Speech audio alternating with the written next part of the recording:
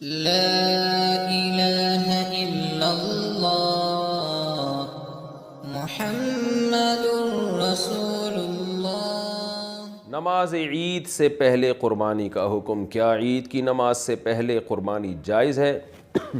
اگر کسی کو علم نہ ہو اور اس نے قربانی کر دی تو اس کے بارے میں کیا حکم ہے؟ ہدایت اللہ کشمیر سے۔ نبی صلی اللہ علیہ وسلم کے دور میں صحابی رسول نے عید کی نماز سے پہلے قربانی کر دی تھی، تو آپ نے فرمایا کہ صرف تمہارے لیے یہ کافی ہے، آئندہ کوئی بھی عید کی نماز سے پہلے اگر قربانی کرے گا تو اس کی قربانی ادا نہیں ہوگی۔ تو ان صحابی کی یہ خصوصیت تھی، تو نماز سے پہلے اگر کسی نے قربانی کر دی ہے تو قربانی ادا نہیں ہوتی۔ یہ حکم شہر کا ہے۔ گاؤں دیہات جہاں عید کی نمازیں ہوتی نہیں ہیں وہاں صبح صادق کے بعد بھی قربانی کی جا سکتی ہے۔ البتہ شہر میں کسی بھی جگہ عید کی نماز ہو گئی ہو اور آپ نے قربانی کر دی تو قربانی ہو جائے گی۔ یعنی آپ کے محلے میں عید کی نماز دیر سے ہو رہی ہے تو آپ نے قربانی پہلے کر دی، لیکن کسی اور محلے میں پہلے نماز ہو چکی ہے تو بھی قربانی ادا ہو جائے گی۔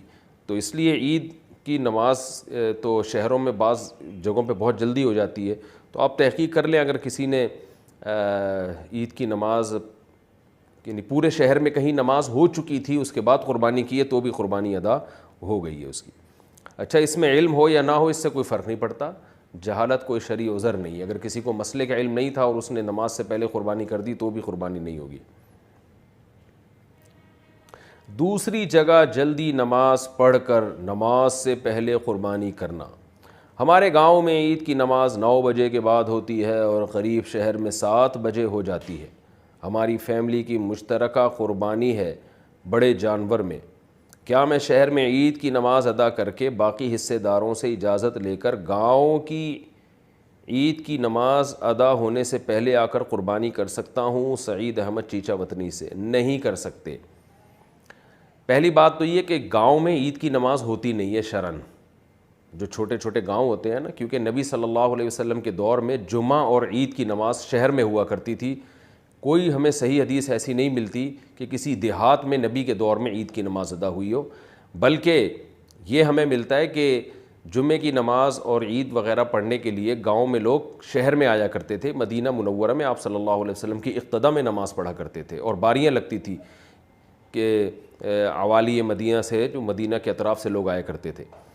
لیکن اگر یہ بڑا گاؤں ہے، بہت بڑا قصبہ ہے جہاں نماز جائز ہے، عید کی نماز ہوتی ہو، وہاں پہ بڑے قصبے میں کا حکم بھی شہری کا ہوتا ہے، تو پھر اگر شہر میں عید کی نماز ہو گئی ہے اور اس بڑے قصبے والے گاؤں میں عید کی نماز نہیں ہوئی ہے تو یہاں قربانی جائز نہیں ہوگی، بلکہ اس گاؤں میں کہیں نہ کہیں عید کی نماز پہلے ہو گئی ہو، اس کے بعد قربانی ادا ہوگی۔